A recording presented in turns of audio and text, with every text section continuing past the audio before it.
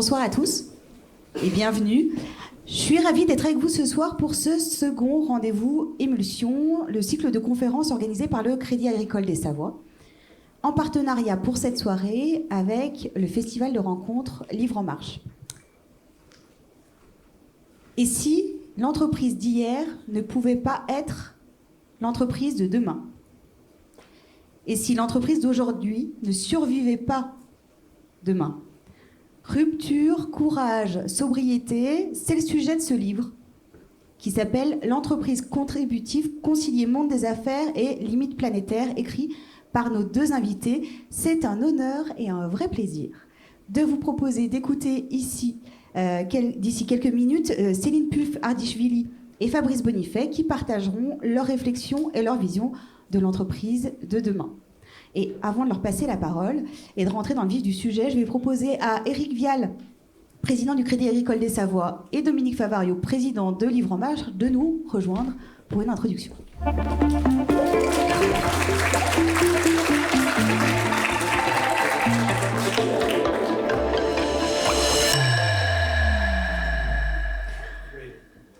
Bonsoir Eric, cette soirée c'est la seconde donc, de ce cycle de conférences intitulé Émulsion, les rendez-vous du Crédit Agricole des Savoies. C'est la première en Haute-Savoie. Pourquoi un acteur bancaire se lance-t-il dans cette dynamique ? Eh bien, bonsoir Justine, bonsoir à toutes et à tous. Très heureux de vous accueillir dans cet amphithéâtre d'Annecy, de la Caisse régionale d'Annecy. Alors vous me posez la question, pourquoi organiser ce type de rencontre ? Tout simplement parce que plus qu'un acteur bancaire, je pense qu'on est un créateur de liens entre nos sociétaires, créateur de liens avec ceux qui font l'actualité. Et je pense que le livre que nous allons découvrir, la thématique toute particulière de l'entreprise vis-à-vis de la société, est bien dans le vent aujourd'hui du questionnement qu'on peut avoir. Le Crédit Agricole, vous l'avez rappelé, c'est un acteur économique de premier plan sur les deux départements.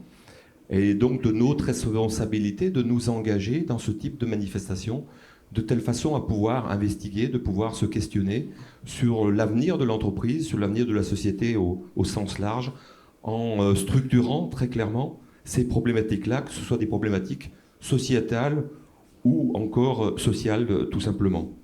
Et puis je pense qu'il est bon de rappeler aussi que nous avons une certaine légitimité sur l'ensemble du territoire en tant que premier acteur bancaire, de telle façon à pouvoir se poser les bonnes questions, tant les valeurs que nous partageons, mais aussi l'histoire que nous avons eue sur les deux départements, nous permettent de pouvoir nous engager encore peut-être un peu plus fortement sur ce territoire. Alors c'est dans cette dynamique très clairement que nous organisons avec Dominique, avec Livre en Marche, cette thématique. Nous en avons fait une l'année dernière, nous en referons une encore à l'automne, de telle façon à pouvoir s'interroger, se questionner, investiguer, de telle façon à pouvoir comprendre les problématiques du futur, partant du principe que la transition énergétique, la transition tout court, c'est un élément qui va peser fortement sur les entreprises, sur la société, au sens large du terme. Nous avons l'ambition très clairement, avec vous, avec les deux présentateurs, de pouvoir vous écouter, bien évidemment, mais de pouvoir échanger sur toutes les questions qui vous passeront par la tête, avec, bien évidemment, comprendre cette nouvelle donne et faire en sorte que le chemin que nous devrons parcourir dans les années à venir, et qui sera forcément semé d'embûches, puisse être éclairé par nos deux conférenciers. Merci. Dominique, vous êtes président du festival de l'association Livre en Marche. Vous la représentez ce soir. Est-ce que vous pouvez nous expliquer quel est le lien entre le Crédit Agricole des Savoies et Livre en Marche ? D'abord, c'est un excellent... Oui, cette manifestation est un excellent exemple de l'implantation territoriale du Crédit Agricole, qui a souhaité développer un partenariat de longue date avec notre association. Livre en Marche est à l'origine un petit festival qui s'est créé dans une commune viticole de Savoie. Tout le monde connaît la qualité de nos productions locales. Les Marches, c'est la première commune viticole de Savoie en surface plantée. Et dans cette petite commune viticole, il y a un peu plus de 20 ans, il y a une équipe qui a décidé de monter un salon du livre, un petit salon du livre, qui, au fil des années, s'est fortement développé et qui s'est intéressé depuis longtemps, et probablement d'une manière avant-gardiste, à tous ces enjeux sociétaux. Donc je pense qu'aujourd'hui, tout le monde est conscient qu'on est à un tournant de notre organisation sociale, sociétale, environnementale, économique, qu'il faut faire des choses. Et Livre en Marche s'est donné pour ambition d'essayer d'éclairer le maximum de personnes, que ce soit le grand public, mais aussi le monde de l'économie. Parce que ceux qui ont le pouvoir de décision, ceux qui ont les moyens, ceux qui ont la vision, ce sont avant tout les entrepreneurs. Et je suis extrêmement heureux de l'accueil que le Crédit Agricole des Savoies nous a fait pour qu'ensemble, on puisse développer ces sujets. On a un partenariat qui existe depuis de nombreuses années, puis qui progresse au fil du temps. Et ce petit festival, maintenant, est devenu une des plus grandes fêtes du livre en région Rhône-Alpes. Il a une notoriété nationale, mais surtout, la crise sanitaire qu'on a connue au cours des 2 dernières années a accéléré notre développement sur les sujets que nous traitons. Et nous avons été amenés à le faire vivre au-delà des 2 jours du festival dont je vous parlerai tout à l'heure, puisque maintenant nous avons des rencontres de Livre en Marche, des rencontres qui ont lieu à la fois avec le monde de l'économie, principalement avec le Crédit Agricole des Savoies, mais aussi avec le monde de la culture, avec la scène nationale Malraux de Chambéry. Et il y a à peu près tous les mois une conférence sur un enjeu sociétal et une actualité. En tout cas, merci au Crédit Agricole de nous accueillir d'une manière aussi qualitative. Éric, encore une question pour vous. Ce soir, sur ces sujets, on accueille donc Céline et Fabrice. Pourquoi ce choix ? Tout simplement parce qu'on se retrouve dans cette thématique, qu'à l'échelle du groupe Crédit Agricole, très clairement, on a un projet sociétal qui est lié bien évidemment à l'entreprise, dans un contexte social, dans un contexte environnemental, qui est en train de profondément modifier, ou dont on prend conscience plutôt. Et il est bon de pouvoir discuter de ça ce soir entre nous. Il est bon aussi de prendre conscience de ce que nous avons fait, de ce que nous sommes aujourd'hui, si on veut se projeter dans l'avenir par rapport à qu'est-ce que sera le Crédit Agricole dans 5 ans, 10 ans, et qu'est-ce que seront ses clients. Il est bon de pouvoir discuter de tout ça. Et puis je pense qu'il faut garder une certaine humilité. Humilité par rapport à ce que nous sommes, l'humilité par rapport au parcours que nous devons réaliser, parce que la tâche, la mission qui nous incombe, est une tâche de grande ampleur. Et il est bon peut-être de le rappeler quand même en préambule de ce que vous allez pouvoir témoigner, ce que vous pouvez penser par rapport à la société au sens large, et puis expliquer tout simplement ce qu'est une entreprise contributive, quelles sont les modifications, l'approche qui peut être sensiblement modifiée dans un environnement dont chacun peut prendre conscience, comme quoi il n'est pas à consommer. J'écoutais tout à l'heure comme quoi nous avions consommé l'environnement au 5 mai de l'ensemble de l'année. Donc qu'est-ce que cela veut dire ? Quelle est la prise de conscience suite à la crise Covid, mais suite aussi à le coût de l'énergie qu'on est en train de concevoir avec cette crise en Ukraine. Voilà, c'est avec beaucoup de plaisir qu'on accueille donc nos 2 intervenants. Je ne doute pas qu'il y ait des questions au cours de cette soirée. Merci. Merci à tous les 2.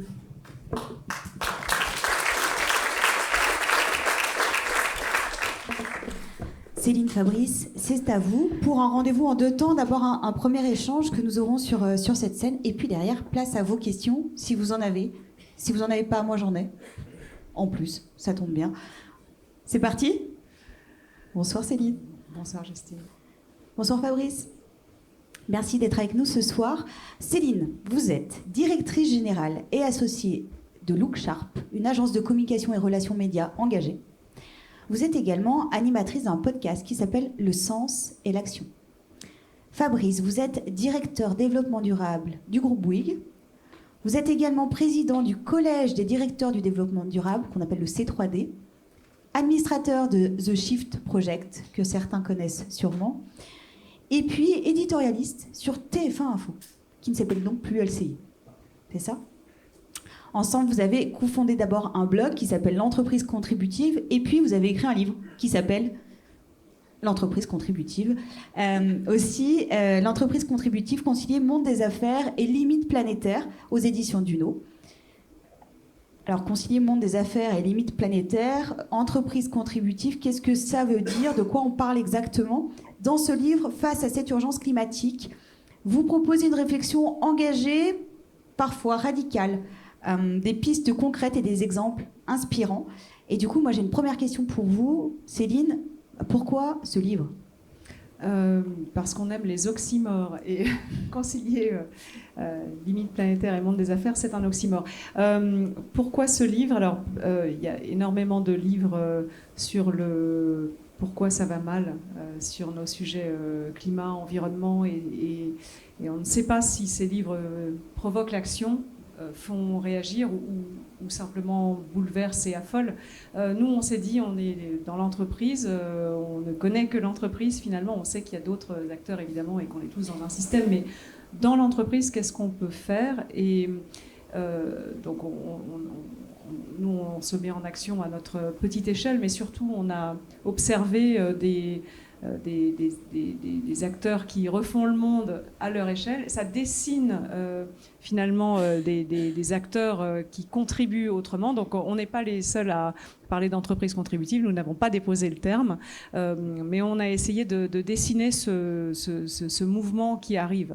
Et avec Fabrice, on s'est rencontrés à l'école, on a commencé à échanger sur plein de sujets, on n'était pas toujours d'accord, mais avec nos prismes différents, on a écrit un livre où on ne dit jamais « je », on dit parfois « on », « nous », on observe, on essaye d'être modeste et juste dans l'observation. Et ce que je vous disais en préambule, c'est que ce livre, il n'est pas terminé, c'est une histoire qui est en train de s'écrire. On a dû le terminer parce qu'un éditeur nous a dit « ok, on vous publie », donc voilà.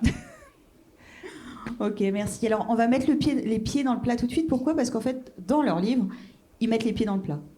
Clairement, vous le dites, ce que font les entreprises, non, ce n'est pas assez. Fabrice ?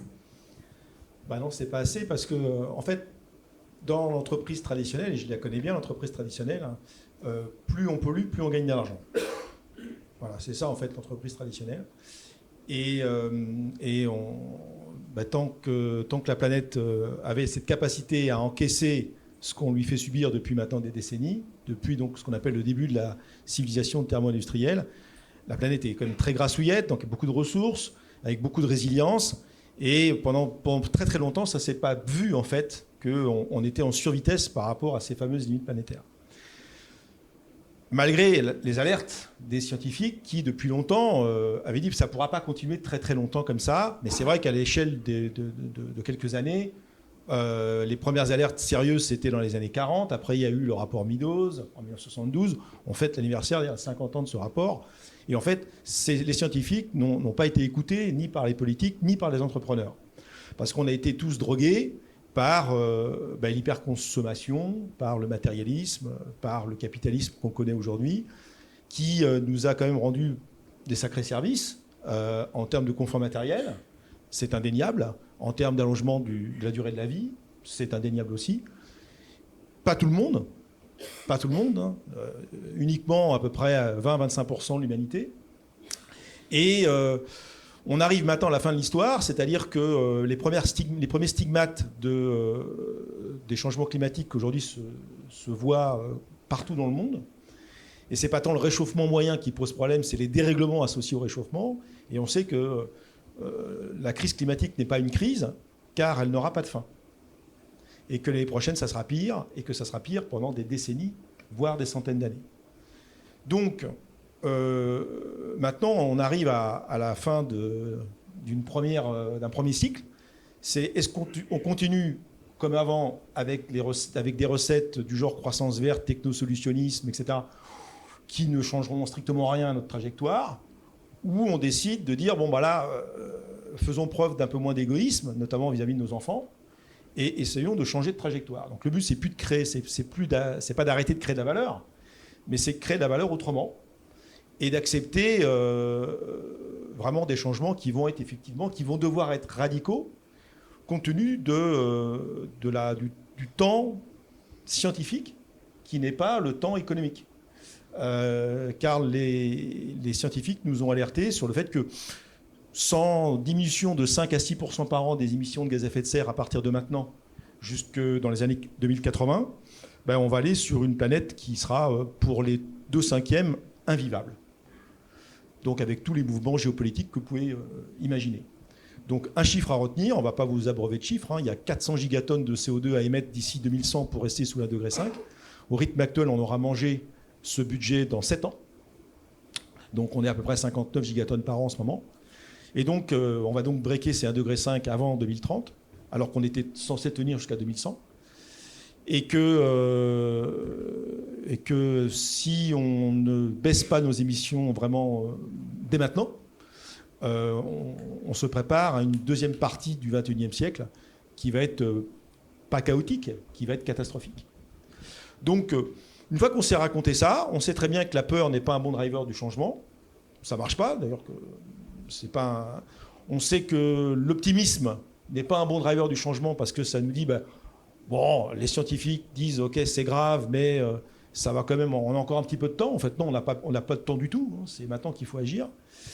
Et donc, dans le livre, avec Céline, on s'est dit, on va s'appuyer sur des entrepreneurs, parce que c'est quand même un livre qui donne beaucoup d'exemples, sur des entrepreneurs qui ont compris ça, qui ont compris l'urgence, et qui ont refusé de continuer de mettre en place des modèles économiques prédateurs et écocides, comme 99% des entreprises. Voilà. Donc, vous êtes en train de nous dire, ou de dire aux dirigeantes et dirigeants dans la pièce, qu'au fait, si par hasard ils pensaient faire du business comme avant, c'est de l'inconscience, c'est ça, Céline ?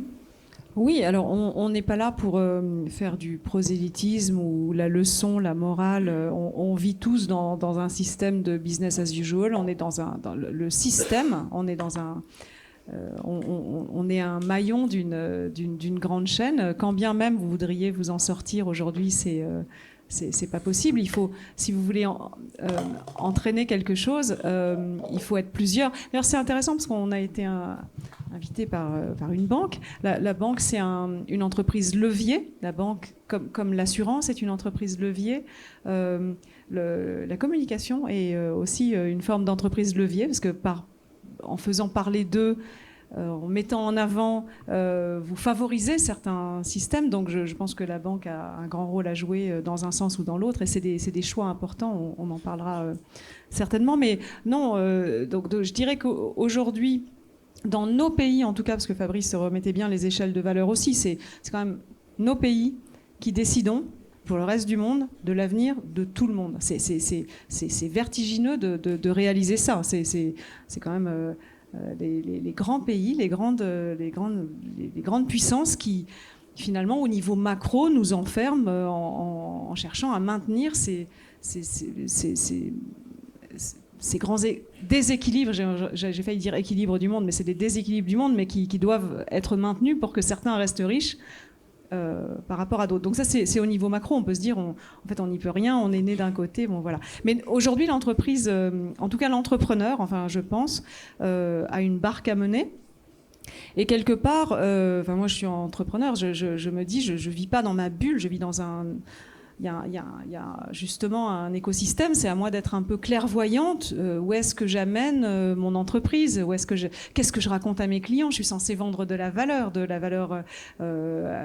C'est une prestation intellectuelle, certes, mais je les amène quelque part. Il y a marqué conseil sur mon site internet. Enfin, j'ai la responsabilité de m'informer. Et aujourd'hui, ces sujets-là ne font pas la une de tous les journaux. Et je connais bien le monde des médias et je pense savoir un petit peu pourquoi, mais néanmoins, ce serait même pas naïf. On peut plus être naïf. On ne peut que constater quand on est à un poste avec un tant soit peu de responsabilité, un tout petit peu de responsabilité, ça veut dire un tout petit peu de pouvoir, ça veut dire que je peux quand même choisir une certaine direction. Donc je me dis, chaque entreprise est certes prise dans un grand système. On n'est pas des grands naïfs. On sait très bien qu'il y a des tas de freins. Socio-technique plus socio-technique d'ailleurs, mais néanmoins, oui, faire comme avant ou prétendre faire mieux en changeant à la marge, et c'est un petit peu... nous, on fait une grande critique de la RSE quand même, et un grand professionnel de la RSE à côté de moi. Mais voilà, la RSE, c'est changer un petit peu pour pas changer.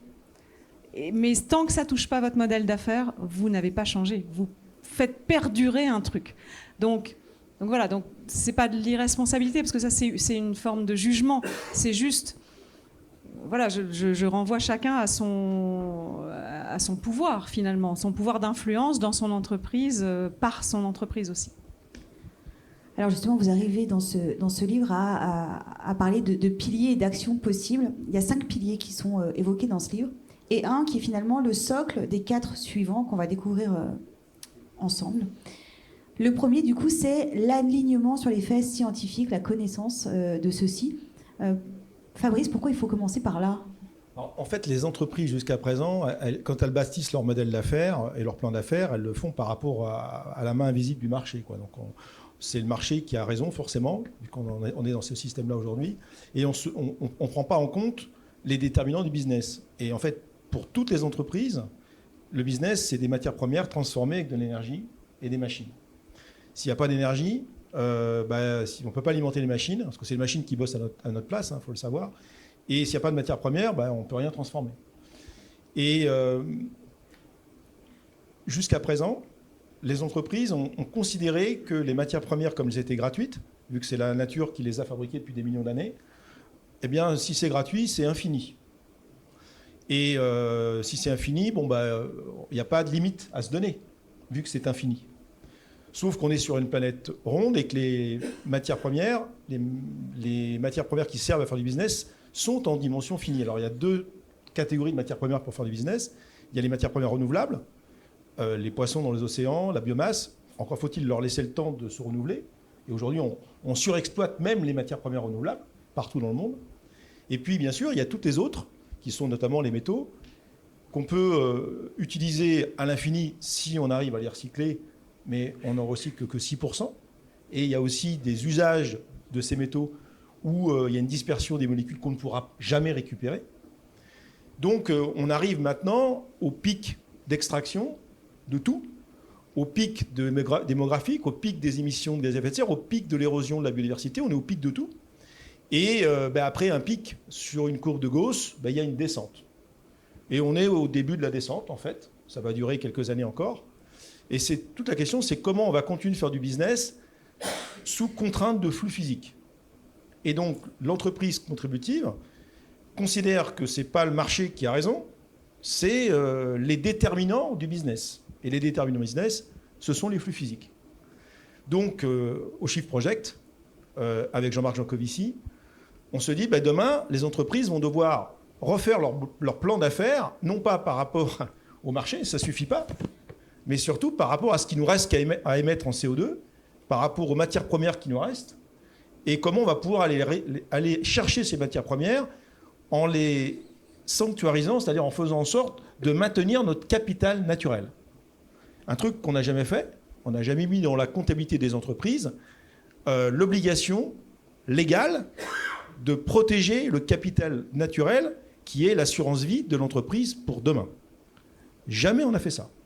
Eh bien, nous, dans l'entreprise contributive, on est une entreprise qui veut devenir contributive, eh bien, elle doit pouvoir aussi démontrer qu'elle préserve son capital naturel et que pour ça, elle provisionne les sommes qui sont nécessaires pour faire en sorte que son stock ne diminue pas ou ne s'altère pas. Et toutes les entreprises qui font des méga profits aujourd'hui, dans le secteur de l'énergie, mais d'autres aussi, en fait, elles font ces méga profits parce qu'elles ne payent rien sur la reconstitution des stocks. Elles ne payent rien sur le fait qu'elles dégradent les écosystèmes du fait de leurs activités. Rien, c'est gratuit. Donc c'est facile, on le dit dans le livre, de gagner plein d'argent lorsqu'on ne paye pas ce qu'on devrait payer. C'est un peu comme quand on se pèse, si on met qu'un seul pied sur la balance, on triche un peu. Eh bien on en est là aujourd'hui. Alors ça ne sert à rien de faire le procès du passé, c'est comme ça, on en a tous profité d'un point de vue matériel. Est-ce que ça nous a rendu plus heureux pour autant? Je ne crois pas. Mais maintenant on se dit, bon, est-ce qu'on continue de dire ce que les gens veulent entendre, c'est-à-dire qu'on va pouvoir continuer à l'infini cette gabegie, ce gaspillage, ou est-ce qu'il est temps, il est urgent même, de revoir, de rebooter le logiciel de l'entrepreneuriat pour se resynchroniser au vivant? Et c'est pour ça que dans l'entreprise contributive, ce qui nous paraît essentiel, c'est de partir des limites planétaires. Il y en a 9, elles sont maintenant scientifiquement mesurées, quantifiées. C'est incontestable. C'est des milliers de chercheurs qui travaillent sur ces sujets. Et on est en train de travailler au Shift Project, et ça va sortir bientôt, sur un modélisateur qui permettront aux entreprises donc, de continuer de faire leur plan d'affaires comme avant, si elles le souhaitent. Et c'est même intéressant de continuer de le faire, ne serait-ce que pour comparer les plans d'affaires qui sortiront du modélisateur issus des faits scientifiques.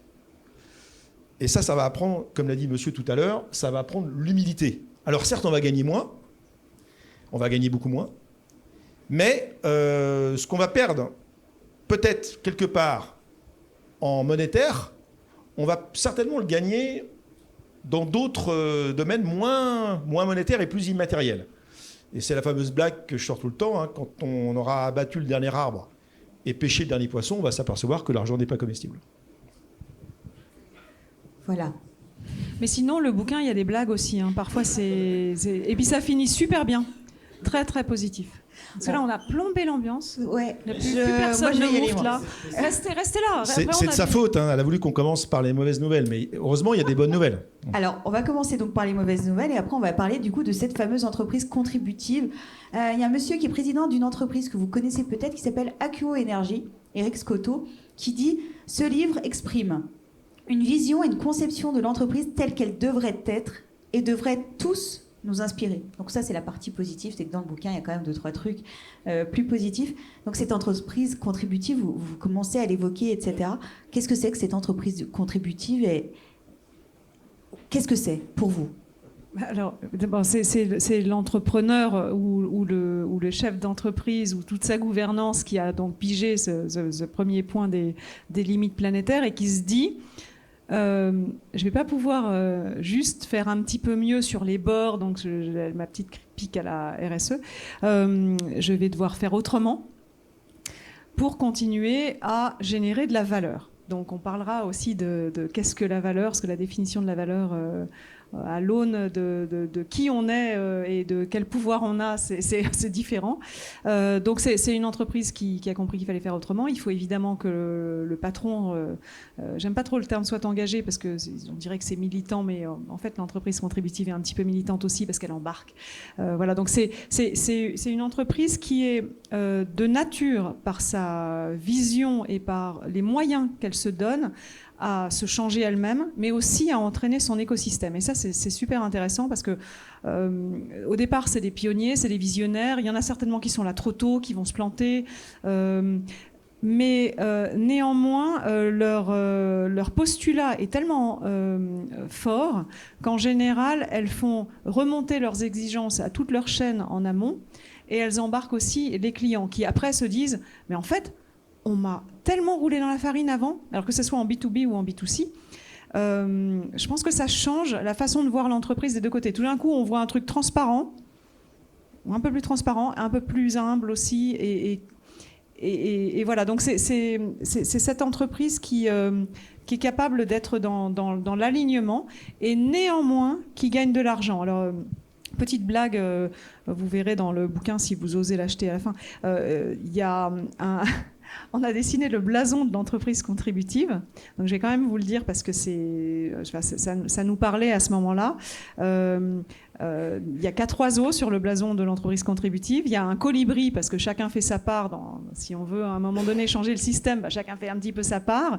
Il y a une colombe parce que la colombe œuvre pour la paix. Alors au début, on pensait la paix sociale. On était en plein gilet jaune quand on a eu la chance d'être édité, mais aujourd'hui on pense à la paix tout court. La paix, voilà.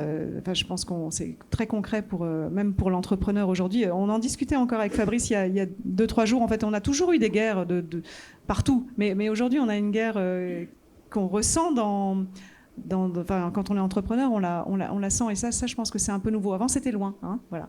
Le 3e oiseau, c'est le phénix. Alors, renaître de ses cendres, non, c'est se réinventer avant que ça crame. Le 4e oiseau, et c'est là où je veux en venir, c'est le dindon. Les pieds sur terre, c'est quand même une entreprise qui fait du business. Elle n'est pas subventionnée, elle n'est pas shootée au lever de fonds. Voilà.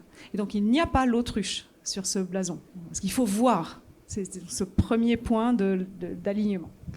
Mais concrètement, parce que bon. C'était pas concret. Si, c'était concret. Mais je sens que les gens ils vont dire ok, très bien, bon, il faut des valeurs, il faut penser autrement, etc. Mais bon, pour aller droit au but sur le business model, parce qu'effectivement, dis-moi comment tu crées la valeur, je te dirai qui tu es. Ce qu'on a observé, c'est que, bon, je reprends l'exemple des entreprises traditionnelles, c'est j'extrais des matières premières que je ne paye pas, donc gratuit, je fabrique des produits avec une obsolescence plus ou moins programmée. Et souvent, c'est assez bien programmé parce que comme les entreprises et les actionnaires réclament un dividende toujours plus élevé, bah, il faut faire une rotation rapide des produits, donc des pseudo-innovations souvent comme prétexte pour vendre un nouveau produit et ringardiser celui d'avant, le rendre le plus attractif possible vis-à-vis d'une clientèle qui n'a pas toujours l'argent pour l'acheter et qui doit l'emprunter pour acheter ce produit. Et les gens finissent par acheter ce produit pour impressionner d'autres gens qui n'en ont rien à foutre. Voilà, c'est ça en fait le modèle. Le tout avec une caisse sociale et environnementale à tous les étages. Et donc comme on est sur un modèle d'ultra-compétition entre les entreprises, eh bien la variable d'ajustement pour arriver à toujours moins cher, il y a deux variables d'ajustement. Pas de peau, c'est les deux variables qui ne rentrent pas dans la comptabilité. C'est le capital humain. Donc, on délocalise la production des entreprises dans les pays où le coût humain est le plus bas possible, parce qu'il faut être compétitif. Et puis, la variable d'ajustement par excellence, c'est l'environnement, parce qu'alors elle réclame rien, elle ne se plaint pas. Enfin, là, elle est en train de se plaindre. Hein. Mais c'est pas ça défile pas. Hein. Le changement climatique, il défile pas tous les jours. Hein. Il n'y a pas de plainte du climat. Et de la biodiversité, etc. Et donc, ces variables d'ajustement, c'est ça. Et donc, les chefs d'entreprise que je connais bien, lorsqu'on commence à leur dire on va vous rehausser un peu les seuils environnementaux, les normes, etc., le premier réflexe que souvent ils ont, ils disent attendez, je crée des emplois, je paye des impôts, allez pas m'emmerder avec l'environnement, parce que sinon, je mets tout le monde au chômage, vous allez voir, ça va aller mal. Je caricature un peu, mais on l'a entendu 20 fois. C'est ça, en fait. Et donc, finalement, le politique, qui est trouillard, il dit, ok, très bien, je ne vais pas rehausser le truc et tu vas continuer de polluer comme ça, tranquillement. Bon. Sauf qu'aujourd'hui, ça va devenir compliqué. Donc, on s'est dit, mais comment on peut créer de la valeur sans détruire ? La seule façon, c'est de passer à l'économie de l'usage. Alors, heureusement, il y a plein de boîtes qui font ça aujourd'hui, mais ça reste encore anecdotique. C'est-à-dire, je fabrique des produits, mais là, le but, c'est que le produit, je ne le vende pas à mon client, je loue son usage à mon client. Donc le but, c'est qu'un même produit soit utilisé le plus possible par la plus grande quantité possible de clients. Ça s'appelle l'économie de la fonctionnalité. C'est le terme qu'il faut utiliser. Donc je fabrique moins de produits, mais je les utilise plus. Donc du coup, moins de produits, moins d'énergie grise, moins de matières premières. Et du coup, comme j'en garde la propriété, je le conçois pour pouvoir le réparer, mais surtout, je le conçois pour pouvoir réemployer ces éléments et, in fine, parce que tout a une fin, recycler les éléments constitutifs pour continuer la boucle. Donc, avec ce modèle économique de la fonctionnalité, j'ai une empreinte environnementale globale qui est bien moindre, qui peut être divisée par 4, par 5, par 10. Ça compte bien. C'est exactement ce qu'il va falloir qu'on fasse, c'est diviser par 4, par 5 notre empreinte sur l'environnement si on veut non pas retourner au Moyen-Âge, aux Amish comme s'entend, mais maintenir un excellent confort matériel, mais sans gaspillage. Sans gaspillage parce qu'aujourd'hui, notre mode de production et notre mode de consommation conduit à des gaspillages énormes. Nous, dans le bâtiment, un métier que je connais très très très bien, 33 ans de Bouygues, je ne sais pas si vous voyez, 43 millions de tonnes de déchets par an. Tous les ans, rien qu'en France. De déchets du BTP. Donc on s'est dit chez Bouygues, ça serait peut-être temps qu'on fasse autrement, quoi. Hein. Et donc on est en train de faire autrement. Mais là, les verrous sociotechniques dont parlait Céline tout à l'heure, on les a parce qu'on n'est pas là les seuls décideurs de tout ça.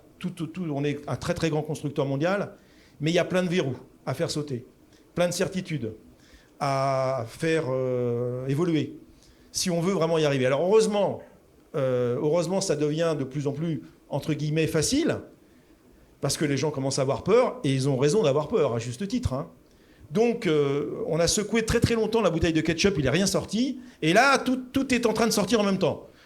Tant mieux pour les générations qui sont à venir, là. parce que la fenêtre de tir de l'action est maintenant très très courte. On va aller sur les autres piliers que vous évoquez. On vient d'évoquer le premier. Le second, c'est un sujet dont certains ont déjà entendu parler, ça s'appelle la raison d'être. Parce qu'au commencement de l'entreprise, il y a a priori un truc qui s'appelle une raison d'être. Même si on ne l'a pas écrit comme un slogan d'ailleurs, ça marche quand même. C'est quoi ce truc, la raison d'être ? Ouais, alors depuis la loi Pacte de 2019, c'est plus clair.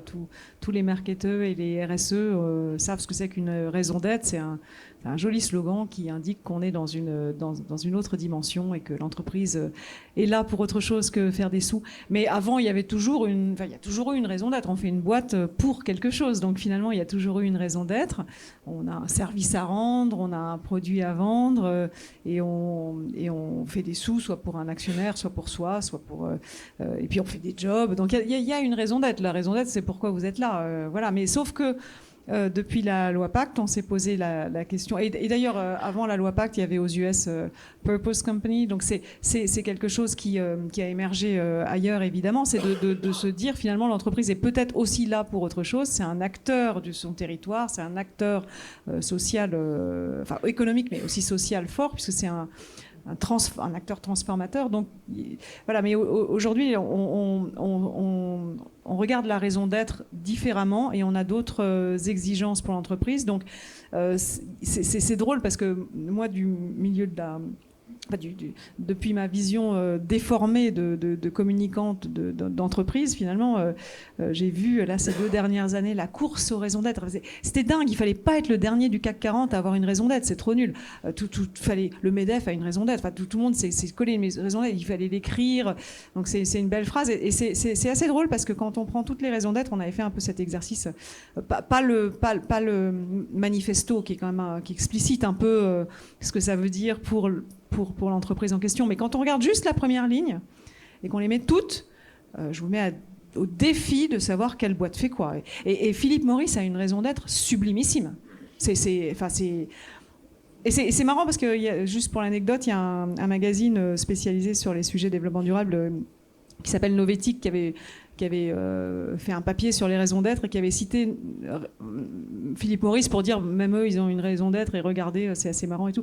Et Philip Morris en a fait un tweet, ouais, notre raison d'être saluée par Novetic et tout. Ils n'avaient pas vu le deuxième degré du truc, c'était assez marrant. Et voilà, donc la raison d'être, c'est finalement déshabiller l'entreprise pour qu'elle explicite pourquoi elle est là, mais dans le pourquoi, le pour qui. Et ça, c'est intéressant parce que c'est un exercice qu'on a demandé alors certaines entreprises l'ont prise d'une façon un peu marketing, ça fait la fortune de plein de consultants en transformation, etc. Mais néanmoins, l'exercice, quand il est fait réellement, est super intéressant parce qu'il bouleverse. Les boîtes qui le font avec sérieux, où il n'y a pas juste le patron qui passe une tête, qu'est-ce que vous êtes en train de faire un séminaire, ça a l'air marrant votre truc, vous parlez de quoi, de la raison d'être, salut, vous me raconterez. Si vous le faites sérieusement, ça secoue, parce que vous êtes obligé de regarder en face les défis, les demandes sociétales, les signaux faibles. Et donc, qu'est-ce qu'on fait pour y répondre ? J'ai envie d'aller directement à une question que vous vouliez nous poser après, mais en fait, ça oblige à répondre à cette question. Qu'est-ce qui fait que le monde irait mieux avec mon entreprise ?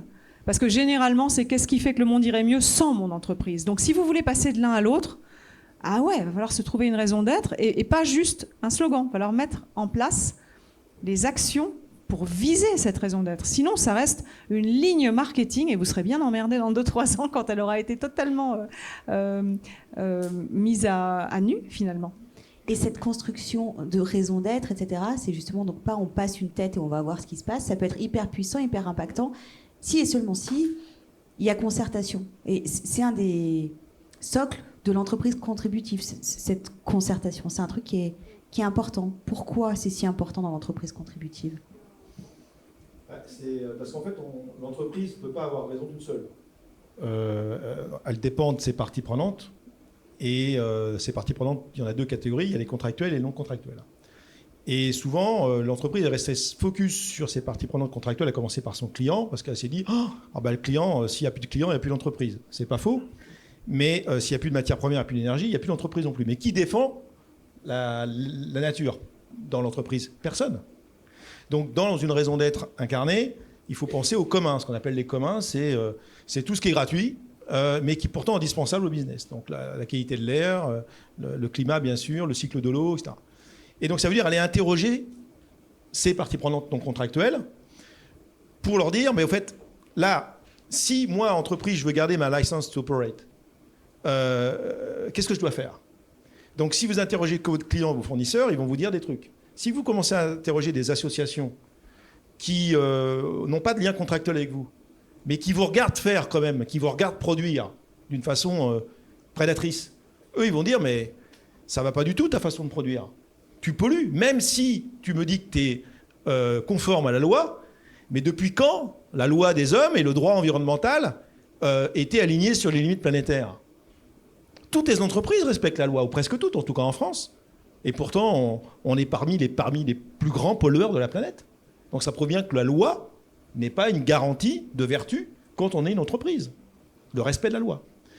Donc, une raison d'être incarnée, c'est aller interroger ces parties prenantes non contractuelles et de les écouter, vraiment. Et d'accepter de ne pas être d'accord avec elles pour essayer ensuite de trouver des solutions pour pouvoir s'en sortir avec un modèle d'affaires qui prendra en compte ce qu'elles disent. Et il y a une petite citation africaine qui dit, voilà, pendant des années, ces parties prenantes non contractuelles, on ne les a pas écoutées. Et parce que ça ne représentait rien, c'était des associations de bobos, d'écolos, on n'en avait rien à foutre. Mais les Africains, ils disent, voilà, essayez de dormir tout nu avec un moustique, et vous allez voir quelle est laquelle des deux bêtes vous empêche l'autre de dormir. C'est qu'aujourd'hui, ces associations, les Greenpeace, les WWF, ont une puissance qui est bien plus élevée qu'il y a quelques années avec les réseaux sociaux et peuvent détruire la réputation rapidement de votre entreprise.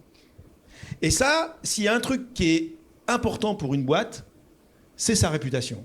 Et on voit aujourd'hui, avec des entreprises qui continuent d'être cyniques sur ces sujets, eh bien que leur image vis-à-vis de leurs premières matières premières, qui sont leur capital humain, eh bien, c'est catastrophique. J'ai fait une conférence à Centrale Supélec il y a quelques semaines, là, où j'avais les dernières années devant moi. Ben, il y a 10 ans, ils auraient été dans certaines entreprises. Aujourd'hui, pendant le cocktail, et même avant, ils m'ont fait comprendre que non, ils n'iront plus dans ces entreprises.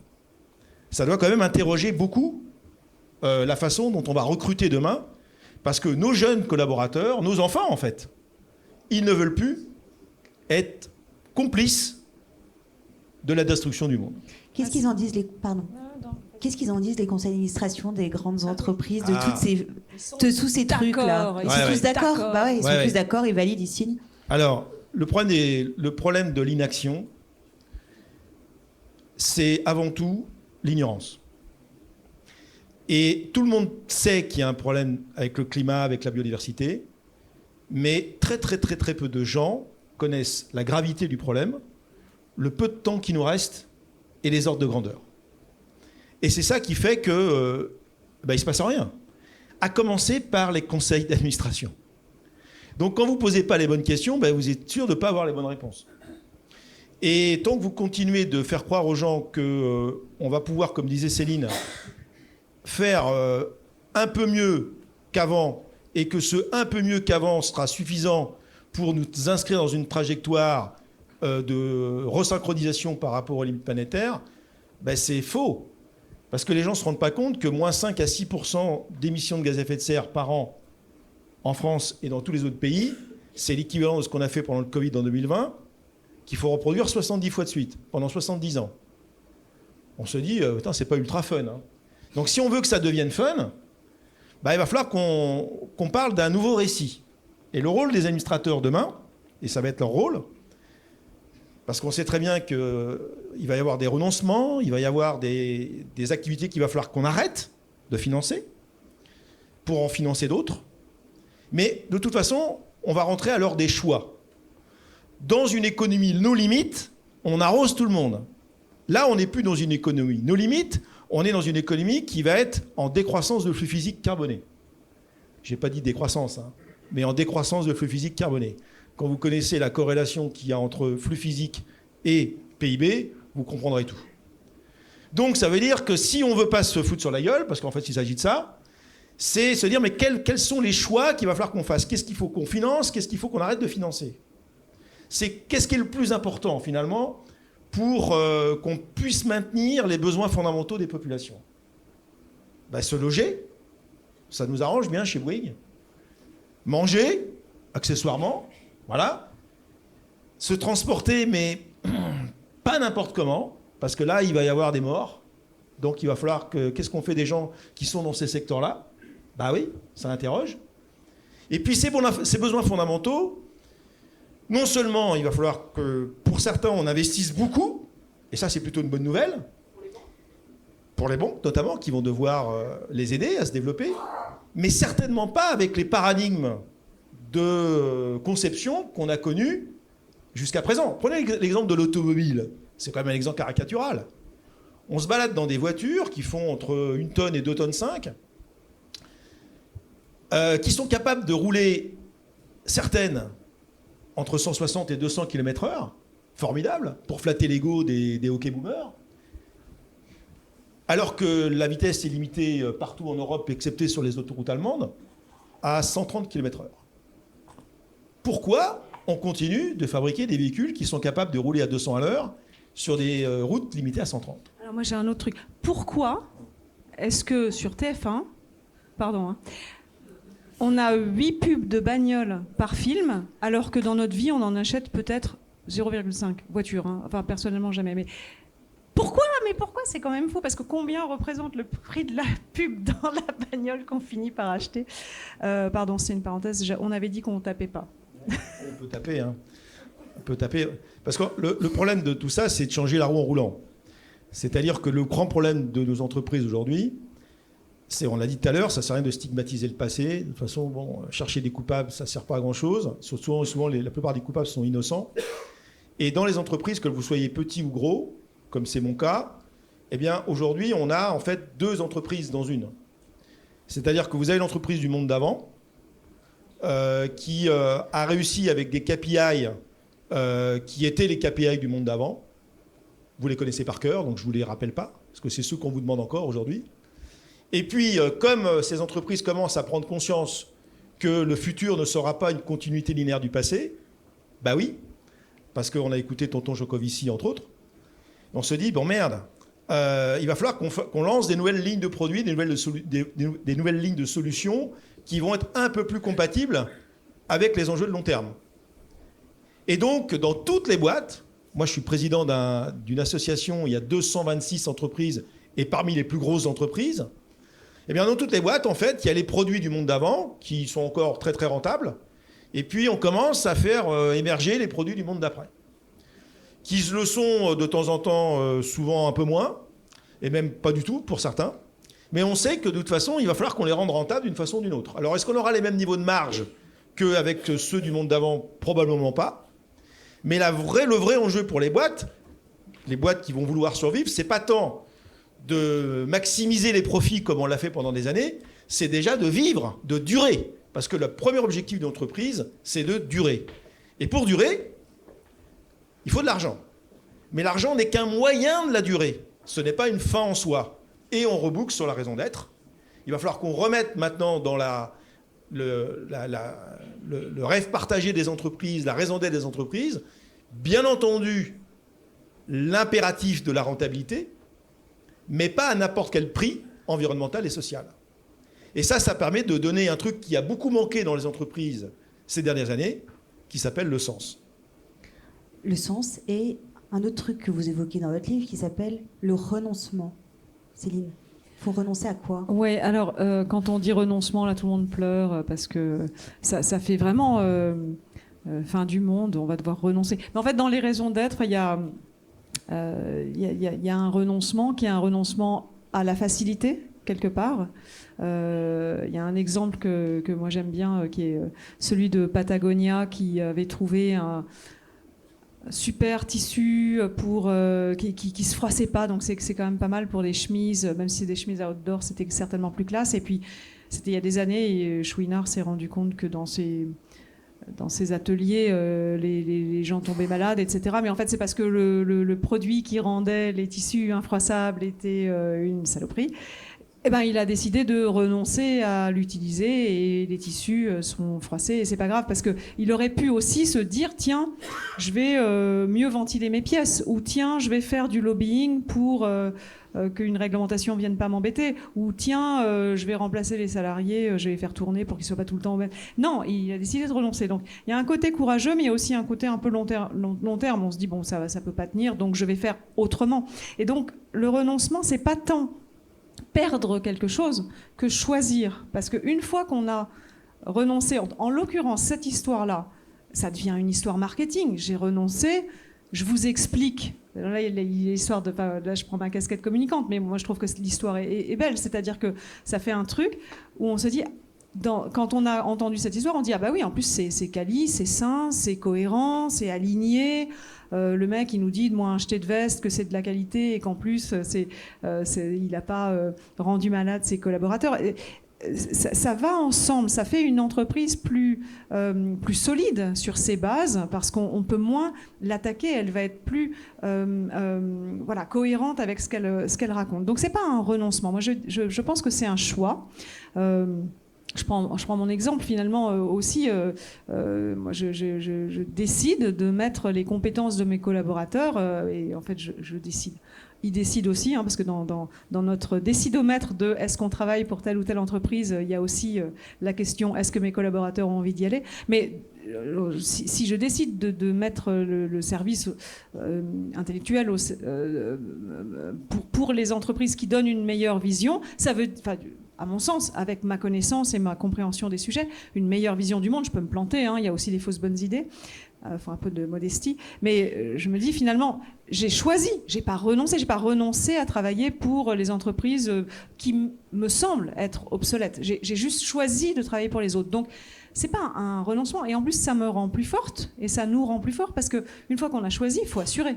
Il faut assurer derrière, il faut se dire j'ai choisi, donc je vais continuer à me former, donc je vais donner le change et que les clients se disent aussi qu'ils sont contents de nous avoir choisis. Donc finalement, tout le monde y gagne. Donc j'ai pas envie de penser au renoncement comme une torture, un arrachement. Non, on peut renoncer aux choses qui vont nous faire du bien d'avoir abandonné finalement. Donc c'est pas une histoire de faire mieux, en fait, dans ce troisième pilier qui est le nouveau modèle contributif que vous êtes en train d'évoquer, c'est une histoire de faire autrement, c'est ça ? Oui, c'est tout à fait ça. C'est en fait bien sûr qu'il va falloir qu'on fasse le deuil de nos systèmes de production qu'on a connus, qu'on a chéris pendant des années, qu'on a optimisés à coup de lean management. Oui, il va falloir qu'on fasse le deuil de ça. Et c'est vrai que pour ma génération, et puis même celle d'avant, c'est terrible parce que faire son deuil, c'est de se dire en fait, on avait tout faux, quoi. On avait tout faux. Et c'est toujours rétrospectivement compliqué d'admettre qu'on avait tout faux. Mais force est de constater aujourd'hui que les jeunes générations qui sont aujourd'hui sorties de l'école sont en train de se dire mes parents et mes grands-parents, ils ont quand même niqué la planète, quoi. Voilà. Et que nous, on va passer toute notre vie à essayer de réparer leurs conneries, quoi. Et en fait, c'est vrai. Alors, sauf que nous, dans l'entreprise, avant d'être mis au courant, on ne le savait pas. Même si les scientifiques nous le disaient, mais on avait été mal informés parce que le système éducatif ne nous a pas appris ça. Puis on a été désinformés aussi un petit peu. Et on a été aussi désinformés par des gens qui ont entretenu l'illusion qu'on allait pouvoir, grâce à la technologie, nous en sortir, parce que il n'y a plus de pétrole, on va mettre de l'hydrogène, il n'y a plus de gaz, on va mettre des éoliennes, et roule ma poule, ça continue comme avant. Mais quand on fait des calculs, on sait bien que c'est pas possible. Donc, ces renoncements, ça va être quelque chose qui va nous libérer aussi. Libérer la créativité, parce qu'on parle beaucoup dans le livre des nouvelles façons d'innover. Et d'innover sur de la juste technologie, sur du techno-discernement. Les techno-discernements, c'est quoi ? Nous, on n'est pas contre, avec Céline, la haute technologie. Comme dit Philippe Biwix, personne n'a envie de revenir au dentiste des années 80. Hein. Non, personne. Mais par contre, utiliser, comme je le dis souvent, certaines technologies comme je ne vais pas reprendre l'exemple des voitures parce qu'ils ont déjà pris, mais prenons l'exemple des smartphones, un métier que je connais bien aussi. Un smartphone 5G pour une vidéo en 4K de chat sur une plage, est-ce que c'est utile au bien commun ? Est-ce que c'est utile au bonheur des minorités est-ce que c'est utile finalement ça ? Il va falloir qu'on s'interroge en fait. Est-ce que c'est important d'aller passer un week-end à Barcelone pour 29 € en avion ? Est-ce que c'est important de manger de la viande rouge tous les jours ? Il y a tout un tas de trucs qu'il va falloir qu'on se pose comme question quand on est individu, en tant que consommateur, mais aussi quand on est entreprise. Les produits qu'on met à disposition des clients. Donc nous, on se pose ces questions-là. Et on sait très bien, en plus, qu'avec la voiture balai de la réglementation, parce que la réglementation arrive toujours en retard, hein, c'est comme Grouchy, hein, mais elle va arriver quand même. Ça s'appelle la taxonomie verte européenne. Nous, on a fait l'exercice. On se dit, merde, finalement, on n'a pas tant d'activités que ça éligibles. Et ça n'est pas propre à Bouygues, hein, c'est toutes les boîtes que c'est comme ça. Donc on se dit, si demain, ils vont au bout de la logique et qu'on ne finance plus que des activités éligibles, il va falloir qu'on bascule assez rapidement parce que sinon, on ne va plus rien faire. Donc, ça, c'est pas pour dans 20 ans, hein, c'est maintenant, là. C'est maintenant que ça se met en place. Et quand on sait toute l'inertie qu'il y a dans... parce que tout le monde est pour le progrès, mais contre le changement. Hein. Ça, c'est voilà. Les changements, c'est les autres. Hein. Nous, on ne pollue pas, on a l'électricité nucléaire. Mais la France, 70% de l'énergie qu'elle consomme est carbonée. 70%.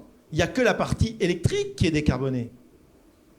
On achète pour 70 milliards d'euros par an de gaz, de pétrole, aux pays producteurs. Ça devient plus clair en ce moment. En plus. Poutine récupère 700 millions d'euros tous les jours. Tous les jours, c'est dire 700 millions d'énergie fossile qu'on lui achète.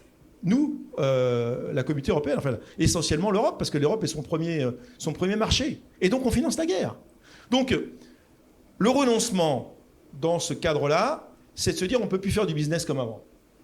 Et qu'il y a des business qu'on ne pourra plus faire. Et donc qu'est-ce qu'on fait à la place ? Et donc ce qu'on fait à la place, c'est des business qui vont être beaucoup plus inclusifs, donc pour le plus grand nombre, et qui devront être absolument alignés sur les limites planétaires. La démarche, elle est quand même différente entre une entreprise qui naît aujourd'hui ou demain contributive et une entreprise qui est là et qui doit faire changer ses modèles. Celle-là, il faut qu'elle lise le livre. Parce que les entreprises qui naissent contributives, il n'y a pas de shifting baseline, hein, il n'y a pas de on efface tout et on recommence. Non, parce qu'elles naissent comme ça. Une entreprise installée depuis des décennies et qui doit shifter, là, c'est plus la même chose. Parce qu'il faut tout changer en même temps. Le modèle d'affaires, le système marketing, la supply chain. Rien que ça, la supply chain. Donc il faut tout changer. Et c'est pas comme si on avait 50 ans pour tout changer. C'est maintenant et c'est maintenant. Et vite. Et donc dans le bouquin, on donne des exemples d'entreprises qui ont fait ce shift. Ça demande un grand courage. Ou qui sont en train, parce que comme tu le disais, pour Bouygues, vous avez des petites graines, voilà, que vous, voilà, mais en même temps, il faut être courageux. Parce que en général elles sont pas rentables au début, donc c'est un petit peu et puis vous n'êtes pas connu pour ça, et puis etc. Mais après il y a des boîtes qui se font connaître avec des modèles différents. Alors bon, nous on en a trouvé quelques-unes, on voulait des exemples vous français. Nous en donner un, justement d'exemple. Oui, par exemple Seb qui a décidé que tout serait réparable, c'était quand même une première. Donc oui, les produits sont un peu plus chers, mais si vous vous dites que c'est la 8e fois que vous achetez un grille-pain en fait, et que cette fois-ci, vous allez en prendre un réparable et vous avez confiance parce que vous dites que c'est pas une boîte idiote, elle n'a pas juste envie de réparer des trucs pourris, donc ça doit être un peu mieux. Voilà, c'est bien. Réparable sans que ça coûte plus cher que d'acheter un neuf. Hein, sans que ça coûte plus cher, voilà, c'est exactement. Il y a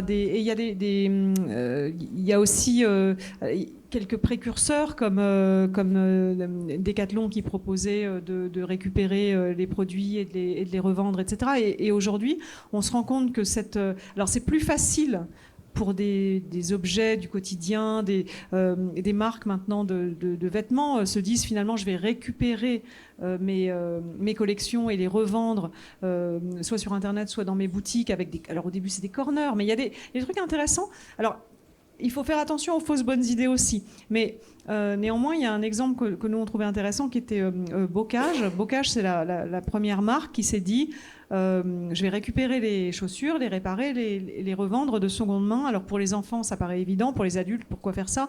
Et est-ce que les gens sont prêts à acheter du seconde main dans une boutique qui vend du neuf ? Et c'est intéressant parce que pour Bocage, en tout cas, j'ai fait c'est une anecdote, mais je suis allée dans la boutique parce qu'il y avait un corner, je ne sais pas s'il y en a plusieurs maintenant, mais il y avait un corner à Paris et je me suis dit tiens, je vais aller voir ce que ça donne. Donc je rentre dans la boutique, je me dirige vers le fond de la boutique dans laquelle c'était bien indiqué ici c'est du refurbished, c'est du réparé, etc. D'abord, les godasses sont aussi belles que neuves, parce qu'ils les récupèrent, ils remettent la jolie semelle dedans, ils refont toutes les parties qui s'abîment, etc. Et ce que j'ai trouvé hallucinant, c'est qu'il y a tout de suite une vendeuse qui est venue me voir. Donc je vais plus dans les boutiques de neuf, donc j'ai plus l'habitude de l'agressivité des vendeurs qui viennent parce que leur vie en dépend. Mais elle est juste venue m'expliquer la démarche. Et je me suis dit, mais waouh, on m'a jamais. Elle n'est pas venue me vendre un truc, elle est venue me dire, vous savez pourquoi on fait ça, et vous savez que c'est une usine à Romans qu'on a remis, on a remis du savoir-faire parce que plus personne ne le faisait en France, et nous, du coup, on a relocalisé, etc. Et elle s'est mise à me raconter le truc. Et je me suis dit, ouais, déjà, elle connaît sa boîte. Et la fierté qu'elle avait, c'était hallucinant. Donc c'est juste une petite anecdote pour dire que je pense qu'en plus, faire différemment rend méga fier tout le monde dans la boîte. Et que d'ailleurs, on parlait de parties prenantes tout à l'heure, et tu parlais de génération future, et j'allais rebondir sur les jeunes pour un réveil écologique, les étudiants pour un réveil écologique, mais tu l'as fait et je te remercie. Mais les salariés, les collaborateurs, c'est les premiers qui savent à quel point c'est n'importe quoi ce que raconte la boîte. Essayez de choper un collaborateur, en lui disant tiens, j'ai vu la politique RSE de ta boîte, qu'est-ce que t'en penses ? Si c'est un pote à vous, il va vous dire ce qu'il en pense. Voilà. Donc, un collaborateur fier, c'est précieux, c'est votre premier ambassadeur, c'est le premier, le premier membre de la transformation de votre entreprise. Et ça, c'est notre... je ne sais plus combienième pilier du management par la valeur perçue. Si le collaborateur perçoit la valeur que vous êtes en train de mettre dans la boîte, déjà vous avez tout gagné, parce que c'est la partie prenante la plus sévère. Pour illustrer exactement ce que vient de dire Céline, je vais vous donner un exemple Bouygues quand même, parce que bon, forcément vous allez poser la question. Chez Bouygues, il y a 5 ans, on s'est dit, bon, ce serait bien quand même qu'on puisse proposer demain à nos clients un bâtiment net zéro carbone, et puis net zéro tout court d'ailleurs, c'est-à-dire pas d'externalité négative produite. Donc on a invité dans un séminaire une 50aine d'ingénieurs, techniciens du groupe. Et puis on leur a dit, voilà, vu qu'il n'y a pas d'innovation sans contrainte, on dit, comment on pourrait faire un bâtiment sans externalité négative ? Et en fait, en très très peu de temps, ils ont trouvé la solution. En très très peu de temps. Ça s'appelle le concept du bâtiment hybride à économie positive. Alors c'est quoi ce bâtiment ? Ce bâtiment, il est conçu avec des matériaux qu'on peut réutiliser à l'infini. Donc on utilise bien sûr des outils numériques qui permettent de faire cette traçabilité des matériaux et qui permettent donc de pouvoir démonter le bâtiment en fin de vie pour pouvoir le remonter ailleurs, comme des briques de Lego. Parce qu'on sait que les matériaux, dans le futur, ça va coûter de plus en plus cher. Donc on a intérêt à garder cette valeur le plus longtemps possible, parce que on sait très bien qu'on ne pourra pas répercuter ad vitam aeternam l'augmentation des matériaux dans le futur, l'aluminium, le cuivre, le bois, le béton, etc. Donc de faire un bâtiment... qu'on n'aura plus le droit d'aller extraire parce que ça devient de plus en plus... 50 milliards de tonnes par an utilisées par l'industrie du BTP. Donc bâtiment, banque de matériaux, donc on va travailler d'ailleurs avec des banques parce qu'on veut faire des livrets matériaux et permettre à tout à chacun d'avoir dans son livret d'épargne quelques éléments constitutifs des bâtiments du futur ou des bâtiments rénovés. Ça, c'est déjà une révolution énorme. Donc on n'est plus dans l'économie d'avant en linéaire, on met en place des éléments finis qu'on va pouvoir récupérer en fin de vie. Deuxième chose, l'intensité d'usage. On est effaré de voir que les bâtiments qu'on livre à nos clients, tous les bâtiments, notamment les bâtiments tertiaires comme celui-là, tenez-vous bien, ils sont occupés entre 15 et 25% du temps maximum pour certains espaces. Et pour certains espaces, c'est même moins de 10% du temps. Vous vous rendez compte, les anthropologues du 22e siècle, ils vont s'en rendre compte qu'on construisait des trucs qui étaient vides les 3/4 du temps. Donc là, on a proposé un nouveau modèle de community management. Quand on livre le bâtiment, on dit au client, écoutez, au preneur principal, quand vous l'utilisez, l'auditorium, le rooftop, la salle polyvalente, les salles techniques, etc., vous en avez la jouissance exclusive, bien sûr. Mais quand vous ne l'utilisez pas, est-ce que ça vous dérange qu'on fasse rentrer le dehors dedans ? Et moyennant finance, bien sûr, avec des systèmes de yield management, en fonction de l'offre et de la demande. Et donc d'avoir des bâtiments qui ne ferment jamais parce que sont toujours utilisés par différentes typologies d'utilisateurs. Eh bien, ça marche. Aujourd'hui, on a des clients qui veulent ça. Autre levier du BHEP, maintenant on est capable, c'est nous qui avons inventé ça, Bouygues, les bâtiments qui produisent plus de flux physiques renouvelables qu'ils n'en consomment. Ce qu'on appelle les bâtiments BPOS, bâtiments à énergie positive. On en a fait des dizaines. Donc, avec cette énergie que le bâtiment est capable de produire aujourd'hui, eh bien, il est capable d'auto-consommer ce qu'il produit. C'est autant d'énergie qu'on n'achètera pas aux opérateurs et on sait quelles vont être les augmentations. Là, il y a eu les élections présidentielles, on a calmé le jeu, mais on aura 45% d'augmentation au mois de janvier prochain. Personne ne le sait, mais je vous le dis, 45% d'augmentation de l'électricité. Ça va être compliqué. Mais les bâtiments qui vont autoproduire l'énergie dont ils ont besoin vont être plus résilients par rapport à ces augmentations. Et mieux, comme on va beaucoup plus produire maintenant grâce aux nouvelles technologies photovoltaïques qu'on a, on va pouvoir revendre aussi cet excédent de flux physique aux bâtiments d'à côté. Et bonne nouvelle, comme on va tous aller vers l'électromobilité, tôt ou tard, y compris dans la France profonde, eh bien, il va falloir que les bâtiments alimentent en énergie les voitures qui vont devoir se recharger parce qu'on n'ira plus faire le plein chez Total. Vos enfants, là, vos petits-enfants, ils vont oublier qu'on faisait le plein chez Total.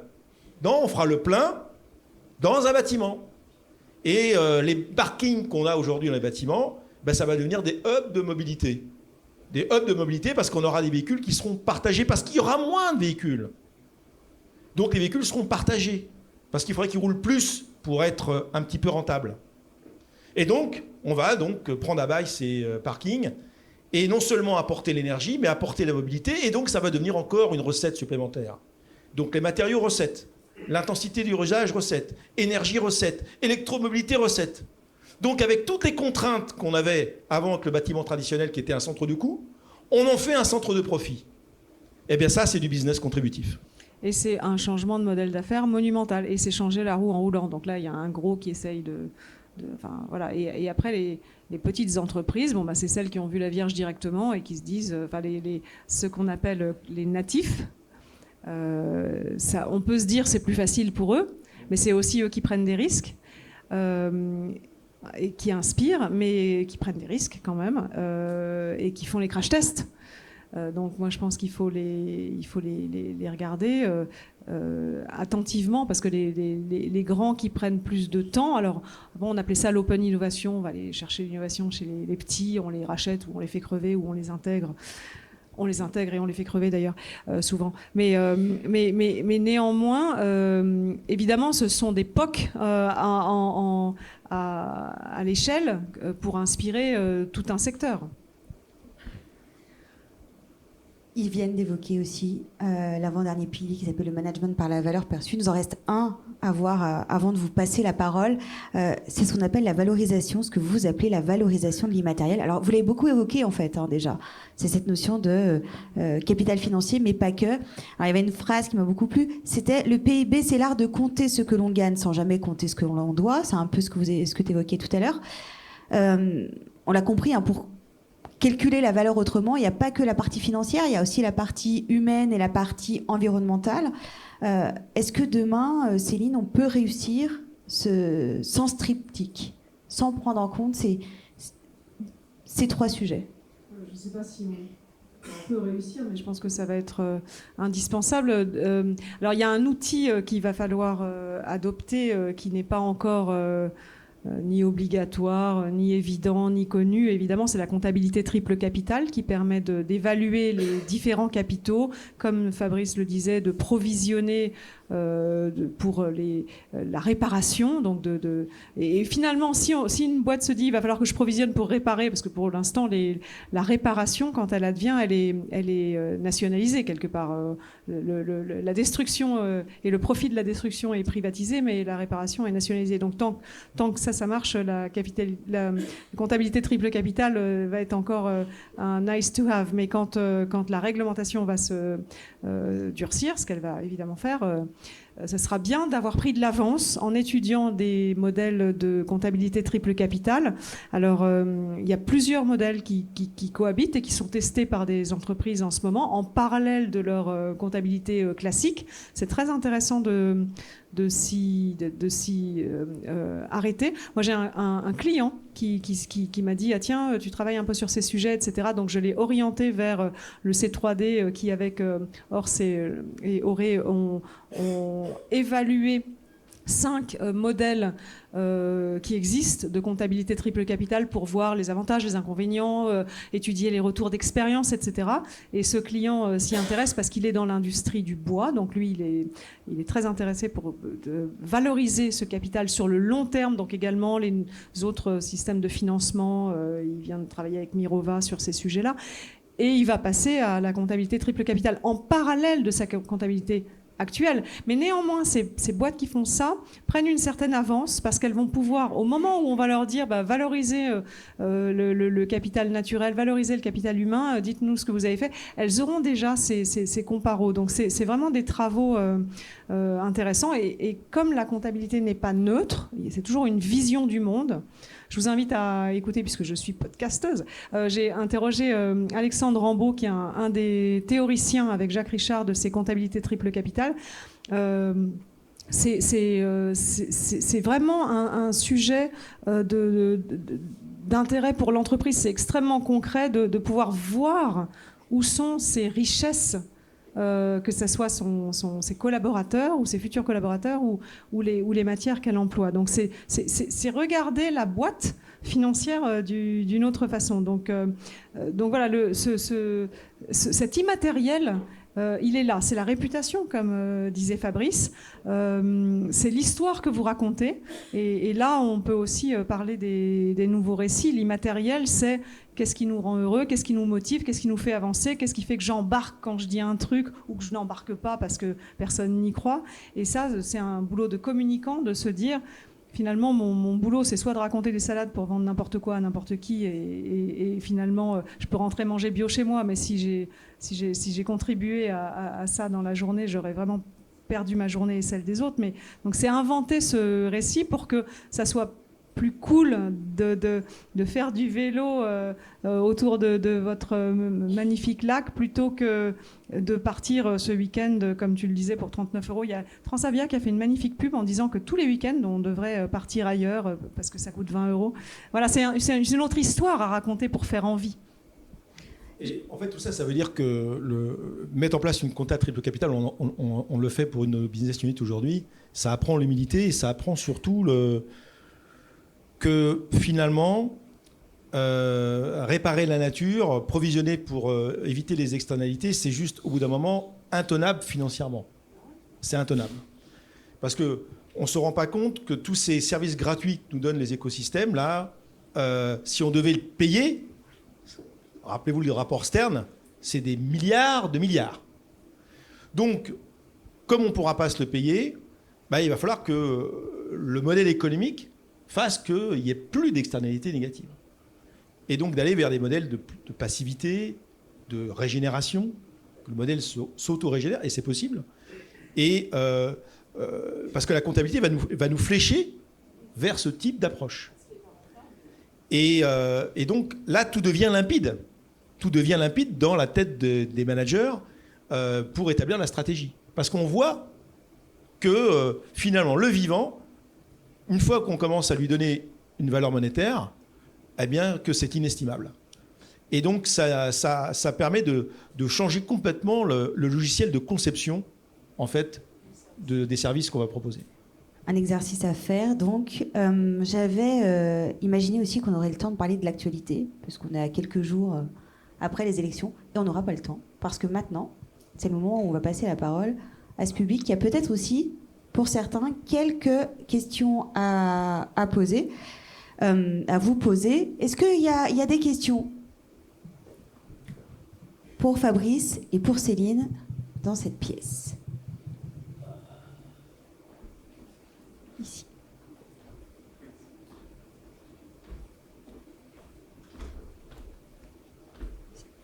S'il y en a déjà un pour la suite, que je puisse... Sinon, t'en as plein, c'est pas grave. Allez-y, ici.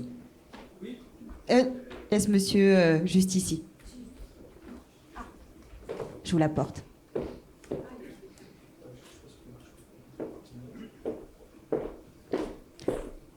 Il clignote, on va essayer.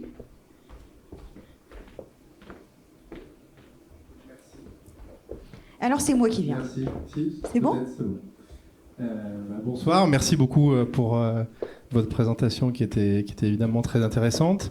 Si on partage, je pense, beaucoup le diagnostic, le constat, et qu'on n'est pas évidemment climato-sceptique dans les Savoies, je pense que plus grand monde ne peut l'être aujourd'hui. On voit les montagnes, les glaciers fondre. Enfin voilà. Enfin, clairement, je suis très aligné avec ce que vous avez exprimé. Et en plus, vous n'êtes pas dans le modèle de décroissance, mais de la recherche de l'intelligence humaine pour trouver des bonnes solutions, de mettre de l'économie. Alors, j'ai pas lu votre livre, mais c'est ce que je ressens. Il y a un point qui m'a interpellé, c'est que l'innovation paraît pas être la clé.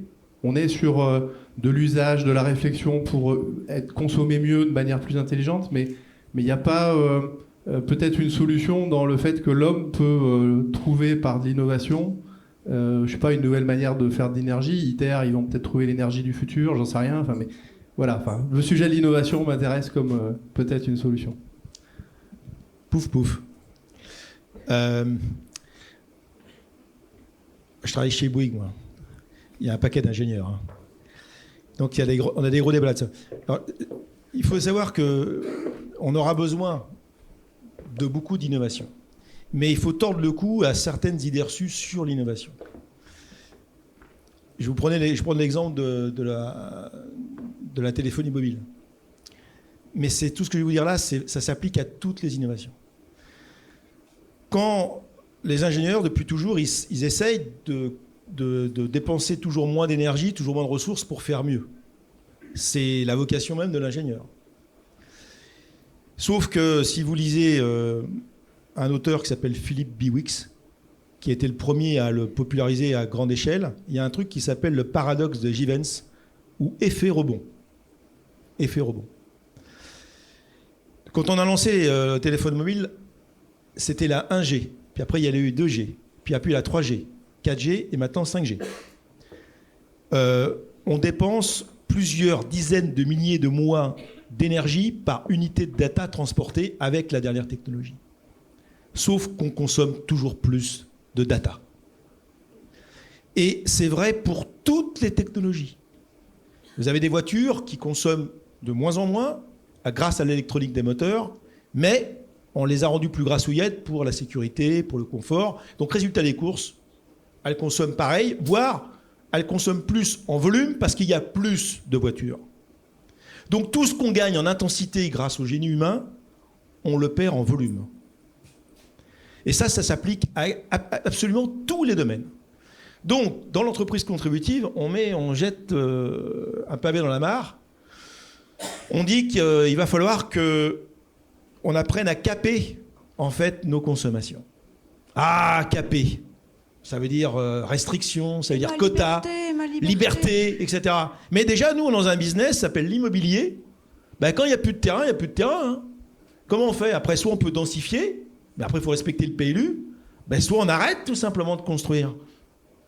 Eh bien, tant qu'on n'aura pas compris dans toutes les industries qu'il y a des limites à ne pas dépasser, eh bien, on n'aura rien compris au progrès de demain.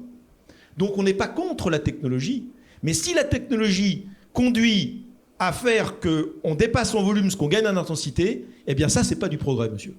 Et moi, je voudrais rebondir sur la source d'énergie que vous évoquez, parce qu'effectivement, c'est une recherche humaine de trouver cette énergie abondante, pas chère, sûre. Et néanmoins, quand bien même ça fonctionnerait, ça prendrait quelques décennies. Je pense qu'on est tous d'accord techniquement là-dessus. Ensuite, il faudrait la généraliser. Il faudrait quand même trouver les matières premières pour au moins lancer la machine. Voilà.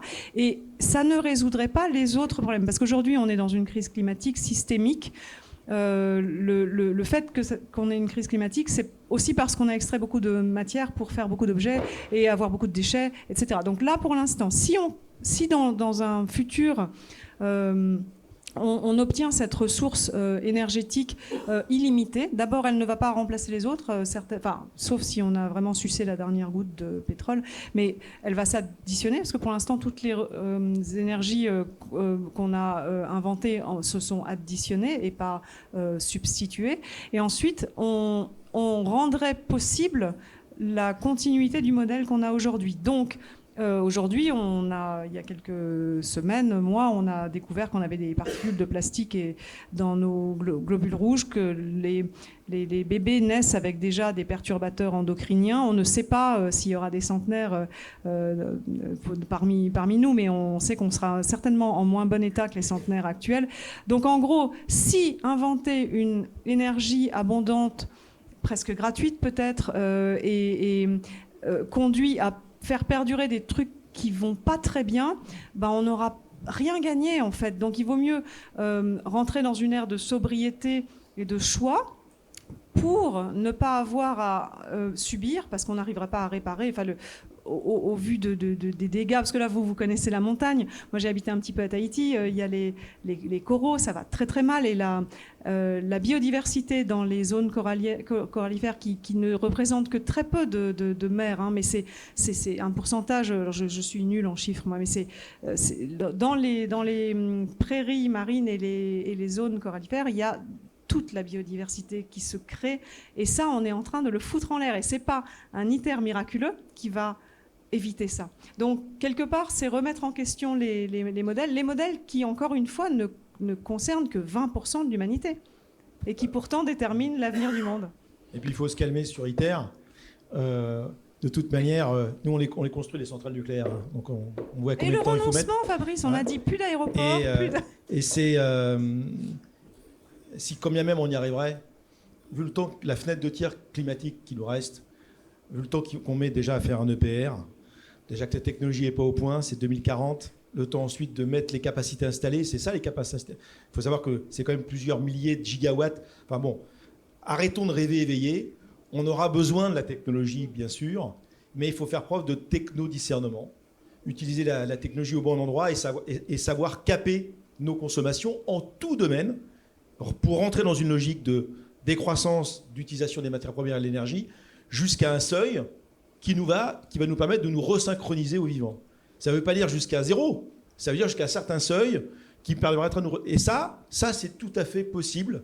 Et c'est tout l'objet du plan de transformation de l'économie française qu'on a présenté d'ailleurs hier au président de la République. Donc Jean Covici était reçu par Macron hier matin. Enfin, il n'a rien compris, donc bon. Bon, on verra s'il comprend le truc. C'est le bouquin le plus vendu en France aujourd'hui, le PTEF, il faut le savoir, chez Odile Jacob. Aussi bien que l'entreprise contributive. Non, vachement mieux. Quand même. Et si vous devez lire une bande dessinée pendant les vacances, là, qui va vous calmer un peu sur les idées d'ITER ou autres, lisez Un monde sans fin, chez Argo, je crois, avec Christophe Blain et Jean-Marc Janco, 250 pages. Et là, vous vous sentez plus léger après. Mais j'ai un dernier rebond. C'est que là, vous parliez Moi, mon papa est ingénieur. Il a lu notre bouquin et il a dit « Merde, je croyais que la technologie allait nous sauver ». Et pourtant, je vous jure qu'il bosse dans l'environnement et il est entomologiste. Mais néanmoins, la technologie ne va pas nous sauver. Et pourtant, peut-être que le génie humain va nous sauver. Mais ça ne veut pas dire le génie humain technologique pour la technologie, parce que la technologie est en c'est une espèce d'exponentielle là. Donc le génie humain, c'est pas forcément la technologie. Le génie humain, ça peut être le réveil. Enfin, voilà, c'est un bouquin plein d'espoir quand même. Il va falloir qu'on mette la technologie, le meilleur de la technologie au service de la sobriété. Voilà, c'est ça qu'on veut dire. Voilà, c'est le meilleur de la technologie au service de la sobriété. Pas au service du toujours plus, c'est au service du toujours moins. C'est réinverser le truc. Non, mais a priori, il n'y avait qu'une seule question, donc ça tombe bien. En timing, on est bien. On est super bien. Alors, comme il y a plusieurs questions, moi, j'ai une demande. Non, en fait, c'est plus qu'une demande. C'est une limite que je vais mettre et que je vais me permettre de vous couper. Vous coupez, vous. D'abord. Ça, c'est une première chose. Très mal polie. Et la seconde, c'est que vous posiez des questions. Ce qui veut dire qu'une question, c'est un truc où à la fin, il y a un point d'interrogation pour y répondre. Et parce que je ne doute pas que vous ayez aussi très envie de partager votre avis. Et vous avez de la chance parce qu'ils vont rester après, vous aussi peut-être, pour signer le bouquin, pour un cocktail, et que vous pourrez en plus échanger sur votre opinion. Du coup, j'en reviens aux questions, maintenant que j'ai posé les choses. Une question ici, d'abord, pour le monsieur, s'il vous plaît.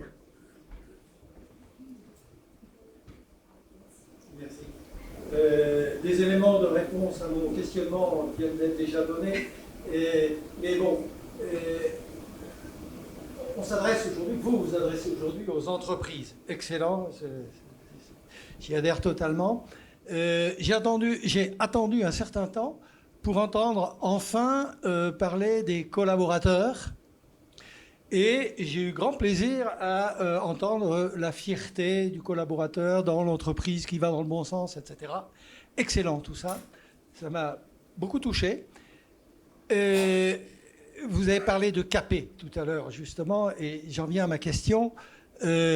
Qui pilote, du producteur ou du consommateur? Éduquer les entreprises pour progresser, parfait, mais éduquer le consommateur pour consommer différent, voilà un vaste sujet sur lequel personnellement je m'interroge beaucoup. Qui pilote, le producteur ou le consommateur? Merci pour cette belle question. Alors ça, c'est l'histoire de l'offre et la demande, c'est la poule et l'œuf. Hein. La poule et l'œuf. Voilà. Donc, les consommateurs, ils achètent les produits qui sont à leur disposition. Hein. Et ils sont quand même très influençables par la publicité, par le marketing, etc. Donc, moi, je pense que la responsabilité première, elle vient des entreprises, avant toute chose. Il y a un effort d'éducation à faire, c'est certain. Mais ça fait partie de la mission de l'entreprise d'éduquer aussi ses clients et de les sensibiliser. Et je pense qu'aujourd'hui, les entreprises les plus responsables sont les entreprises qui prennent en compte ce qu'on appelle le scope 3B dans le bilan carbone, c'est-à-dire ce que les clients font de leurs produits. Et de plus en plus d'entreprises qui passent à l'économie de la fonctionnalité, eh bien, gardent un lien avec leurs clients parce que, en fait, dans le système aujourd'hui, on vend le produit et après, on se fout complètement de ce que le client fait du produit. Mais l'entreprise de demain, ça ne sera pas du tout ça, vu que les entreprises vont vendre l'usage. Donc il y aura une relation qui va s'établir beaucoup plus fine avec les consommateurs d'usage. Et donc ça permettra de faire passer des messages. Ça permettra de les sensibiliser et de les rendre co-acteurs de la raison d'être de l'entreprise. Donc vous avez raison sur le fait qu'aujourd'hui, vu qu'on a eu des politiques qui ont eu de cesse de dire travailler plus, pour s'acheter encore plus de trucs, et comme ça vous êtes encore plus heureux, c'est rentré pratiquement, c'est gravé dans le marbre des cerveaux des gens. Et puis aujourd'hui, comme il y a la rivalité mimétique, qui feront que les gens qui ont moins voient les gens qui ont plus, et forcément il y a des jalousies et tout le monde veut plus, parce qu'il y a aussi ce qu'on appelle la pression communautaire, la pression sociale. Presque la honte quand on voit les enfants, les ravages que ça fait sur les enfants, qui reviennent le soir de l'école, qui disent là, tout le monde a des baskets comme ça, moi j'en ai pas, et je me fais foutre de moi. Et c'est compliqué pour les parents de résister à ça. Eh bien, la responsabilité première, monsieur, ce sont les entreprises. Oui, je suis d'accord. Et il y a le triptyque, parce qu'il y a aussi le législateur. Et moi, j'ai assisté avec horreur au débat.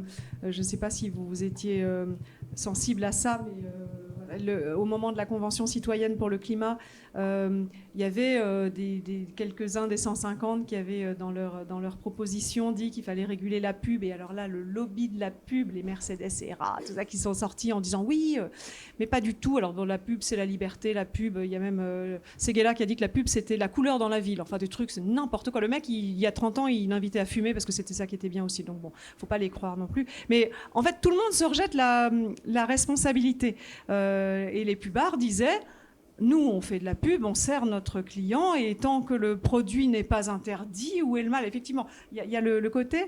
En fait, aujourd'hui, il y a des choses qui ne sont pas interdites et qui sont juste plus tout à fait morales, et chacun doit prendre ses responsabilités. Moi, personnellement, dans la com, j'estime on peut aussi éduquer son client, entreprise, et avoir un effet remontant vers moi je perçois des signaux faibles, peut-être qu'on peut en parler, peut-être que ça va changer.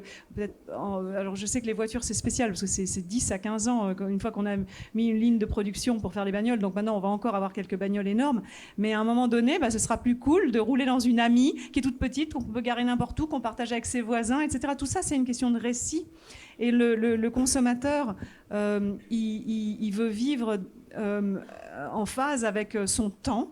Donc si en phase avec son temps, c'est plus aspirationnel de moins consommer ou de consommer différemment, ou de prendre du temps avec sa famille, d'offrir des expériences au lieu d'offrir des biens, etc. Il le fera. Et puis après, il y a on parlait de la valeur. Peut-être que la société, un jour, rémunérera différemment les gens. Peut-être qu'un jour, les gens qui prennent soin des autres, ça vaudra quelque chose. Aujourd'hui, ça vaut rien. Mais c'est quand même hallucinant. Enfin, c'est dingue. Donc tout ça, ça dépend de où on place la valeur. Donc on s'éloigne un peu de la réponse à votre question, mais ça va ensemble. Mais c'est le secteur du non-marchand doit rentrer rapidement dans l'économie. Je suis complètement d'accord avec ça. Mais pour aller toujours dans cette réponse-là, parce que c'est vraiment important... on voit bien qu'on est au début d'une bascule. Moi, je suis d'une génération où fut une époque, quand on revenait de vacances au mois de septembre, c'était la surenchère de celui qui avait été le plus loin en avion. Ah ouais, t'as été au Baléares, moi j'étais à l'île Maurice. Enfin, c'était cette surenchère-là, la taille des bagnoles, etc. Aujourd'hui, dans les entreprises, quand vous dites que vous prenez l'avion pour partir en vacances, il y a certains de vos collègues qui vous regardent d'un drôle d'œil, et notamment les jeunes. Il y a même dans certains pays, en Suède, la honte de prendre l'avion. Et ça a largement conditionné la pratique du tourisme dans ces pays-là. Et c'est sûr que pour l'instant, ça ne se voit pas encore beaucoup. Mais si on écoute un peu les signaux faibles de la société, ceux qui vraiment consument la planète par des comportements irresponsables, égoïstes par rapport aux faits scientifiques que l'on connaît maintenant, déjà dans les familles, ça discute. On sent que ça discute dans les familles. Et on sent que ça commence à déranger. De plus en plus, les jeunes générations aujourd'hui, éduquer, bien sûr. Parce que ce que dit Céline, c'est important sur la Convention citoyenne pour le climat. Moi, j'ai été auditionné en tant qu'expert bâtiment. Sur les 150 qui ont été tirés au sort, il y avait des climato-sceptiques. Il y en avait encore. Il y a 3 ans, il y en avait encore. Je ne sais pas combien, mais quelques dizaines encore dans les 150. Et qui doutaient très fort, oui, il y a toujours eu des changements climatiques, c'est un problème de soleil par rapport à la Terre, des périodes chaudes. Sauf que, c'était... Voilà. Et ils se sont tapés des conférences de Masson Delmotte, de Quéré, de Guy Varche, de Jean Covici pendant des heures et des heures, avant de commencer à proposer des mesures. Alors qu'ils n'étaient pas du tout écolos, ils n'étaient pas encartés, je ne sais pas où. Ils ont fini par proposer 150 mesures que même les écolos les plus radicaux n'auraient jamais espéré proposer. Pourquoi ? Parce qu'ils avaient compris.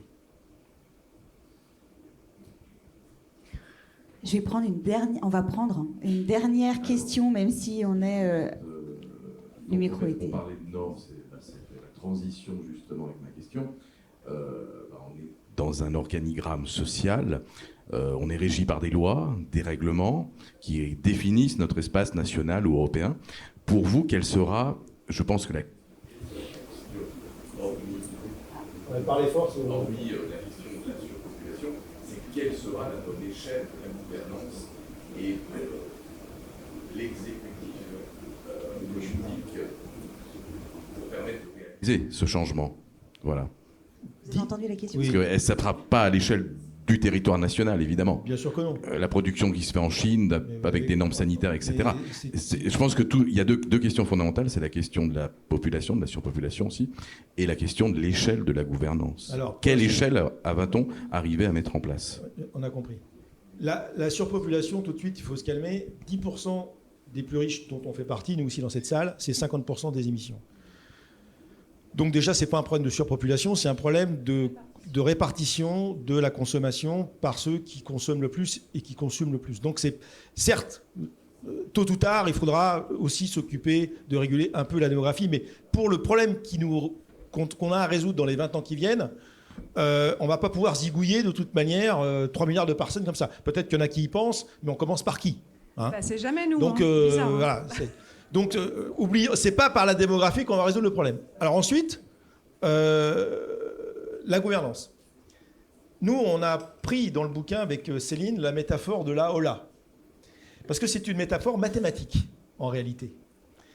La hola, ça a été inventé par un groupe d'étudiants américains dans les années 50 qui avaient pris comme pari de potache de faire lever un stade de baseball de 80 000 personnes.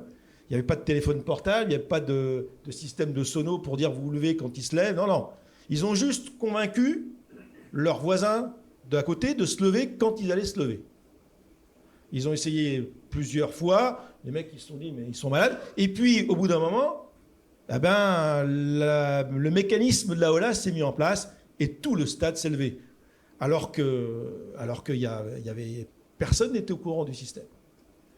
Nous, on pense que s'il y a 6, 7, il y en a qui disent 10% des entreprises dans le monde qui mettent en place les principes de l'entreprise contributive ou régénératrice et qui n'attendent bien sûr pas la loi, parce que la loi, on l'a dit, c'est la voiture balai du système, eh bien c'est la métaphore de un rang motivé entraîne le banc. Eh bien soyons tous des harengs, soyons tous motivés, agissons dans notre sphère d'influence, et essayons d'entraîner avec nous notre écosystème, nos partenaires. Nous, aujourd'hui, on fait chez Bouygues ce qu'on appelle des carbon fighters. C'est quoi les carbon fighters? On sait très bien que notre empreinte carbone, 17 millions de tonnes, c'est essentiellement c'est aux 2 tiers de notre supply chain. C'est ce qu'on achète pour faire nos bâtiments, pour faire nos téléphones, etc. Donc si on n'embarque pas avec nous nos fournisseurs, on n'y arrivera jamais. Donc on convoque nos principaux émetteurs dans des réunions, puis on leur dit, écoutez, on a 5 ans, maximum 10 pour diviser par 2 l'empreinte carbone de ce que vous nous vendez. Eh bien, essayons de trouver des solutions ensemble, passons à l'économie de l'usage. Et on a fait plusieurs fois ces exercices. Vous ne pouvez pas imaginer la créativité qui sort de ces exercices-là et la pêche que ça donne aux collaborateurs en disant, finalement, on pensait qu'il n'y avait pas de solution, mais il y a des solutions partout. Et c'est comme ça qu'on va entraîner en fait le plus grand nombre. Et c'est pour ça aussi qu'on a tout intérêt, nous Français, alors que nous n'avons aucune énergie fossile et qu'on les importe massivement d'extérieur, on a intérêt à se mettre à l'économie de la sobriété le plus vite possible pour en faire une excellence française de la sobriété et pouvoir ensuite le vendre à toute l'humanité. Merci Céline, merci Fabrice. Merci Justine. J'invite Dominique Fabario, qui est président du Festival Libre en Marche, et Martial Schuller, qui est directeur adjoint du Crédit Agricole des Savoies, à nous rejoindre pour clôturer. Je vous passe mon micro.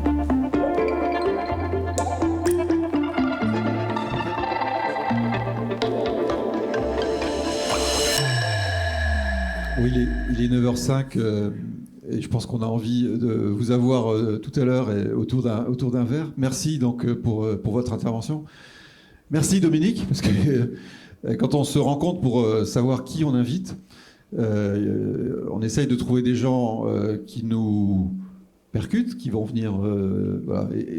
Et merci aussi de vous être retenu, parce que vous n'avez pas parlé des banques. Alors je ne sais pas si c'était une consigne, mais voilà, mais je sais bien. J'ai senti qu'à un moment donné, il ne fallait pas grand-chose. Voilà. Donc à chaque fois, on se dit... on veut être traversé par des nouvelles idées, on veut être bousculé, mais pas trop quand même, parce qu'on est Crédit Agricole. Et on veut que nos clients se sentent bien aussi.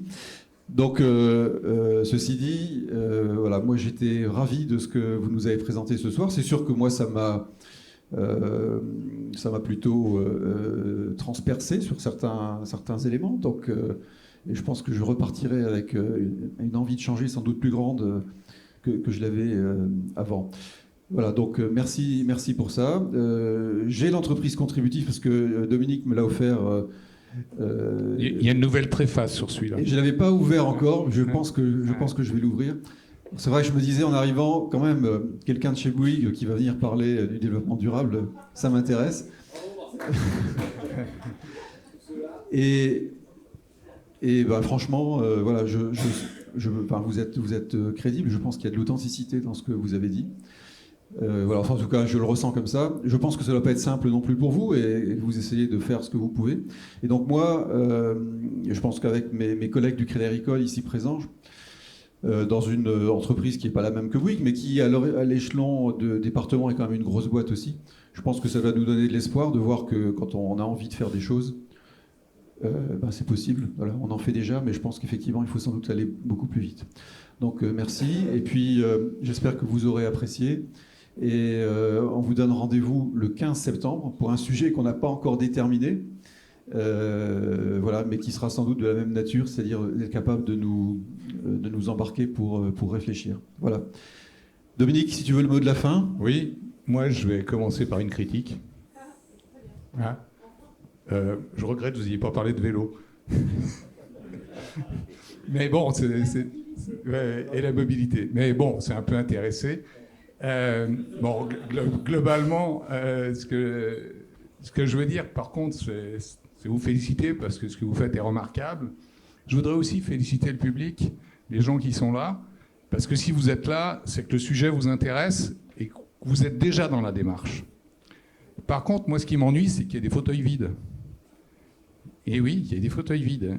Et ces fauteuils vides, ils nous donnent toute la dimension du travail qui reste à faire pour aller plus loin et pour réussir tous ensemble. Et j'aime beaucoup votre métaphore du hareng. J'aimerais que vous soyez tous des harengs, hein, et que dans votre environnement, vous contribuiez à ce qu'on appelle dans Livre en Marche l'évolution des consciences, hein, le partage des idées. C'est ce qu'on essaye de faire, nous, à notre modeste niveau. C'est pour ça qu'on s'est engagé dans nos rencontres. La tâche est considérable. Je n'ai pas posé de questions, mais quand on voit ce qui se passe aux États-Unis avec les élections de mi-terme, où les républicains risquent de revenir majoritaires et que d'ici 2 ans, on a à nouveau un Trump qui peut être président des États-Unis, on se rend bien compte que ce n'est pas gagné. Mais ce n'est pas une raison suffisante pour ne pas faire. Et effectivement, dans un banc de harengs, il y a beaucoup de harengs qui suivent derrière. Et je crois que chacun à notre niveau, il faut qu'on fasse tout ce qu'on peut. C'est tout. On n'a pas le choix, il faut faire ce qu'on peut. Et c'est ce qu'on essaye de faire, nous, avec nos festivals Livre en Marche. On vous donne rendez-vous déjà le 17 mai à Malraux, à Chambéry. Il y aura une conférence avec Chloé Morin sur un sujet qui est important. Le thème, c'est « On a les politiques qu'on mérite ». Oui. Voilà. Je suis convaincu que c'est par le monde de l'économie que les choses bougeront. Je suis un entrepreneur, un homme de l'économie, c'est toute ma carrière. Je pense que c'est d'abord l'économie qui a le pouvoir de faire les choses, parce que l'économie est capable de prendre des risques, de s'engager, de structurer, d'organiser et d'investir. Et bien évidemment, on se retrouvera le 15 septembre, ça sera cette fois en Savoie. Il faut qu'on bosse sur le sujet. Et puis après, je vous donne rendez-vous aussi les 24 et 25 septembre au Festival Livre en Marche. Là, vous aurez des gens fantastiques comme Étienne Klein, Cédric Villani, Francis Allais, Alain Baraton, Marie-Monique Robin et plein d'autres, et qui sont des gens qui sont généreux. Moi, ce qui me marque le plus dans cette démarche et cet engagement que j'ai pour ces organisations, c'est la générosité des gens qui viennent, qui nous donnent leur temps et qui défendent leurs idées. Donc merci vraiment, c'était super. Et merci au Crédit Agricole de nous permettre de faire tout ça. On a même plus de C'est micro. important. Alors, Dominique, Je voudrais qu'on applaudisse Justine. dehors. Pardon. Je voudrais qu'on applaudisse Justine qui a Justine, bossé c'est vrai, vachement je ce vous remercie. sujet et qui avait 50 questions en plus. Si, merci beaucoup. Alors maintenant dehors, Dominique, parce que le hareng sort. Ah.